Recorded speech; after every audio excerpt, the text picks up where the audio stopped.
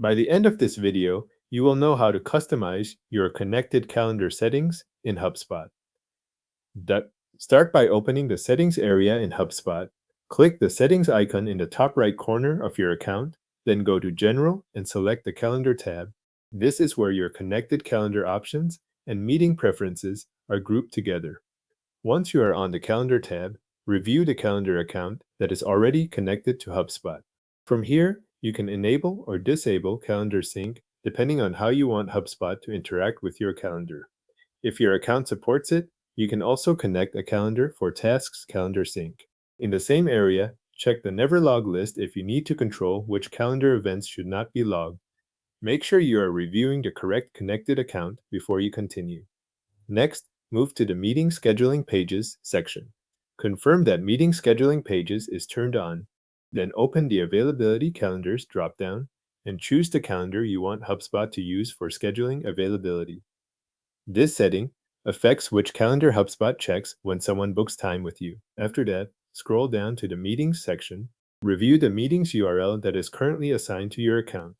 If you want to change the scheduling link, click Choose Your Own URL and enter the version you want to use as long as it is available. This is the link people will use when they schedule meetings with you through HubSpot. In the same general area, configure your meeting links. If your account includes more than one meeting domain option, select the domain you prefer. Then choose the default meeting link from the drop-down menu. This controls which meeting link HubSpot uses as your standard option. Continue to the Scheduling Pages section and check the status of your personal scheduling pages. You can enable or disable those pages here, depending on which ones you want active.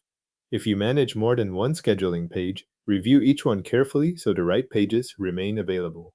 Then update any additional calendar preferences that appear for your account. Depending on your setup, this may include out-of-office calendar sync, chat profile settings, or other calendar-related options. Review each setting and adjust it based on how you want meetings and availability to behave across your account. When you have finished making changes, take a moment to verify everything.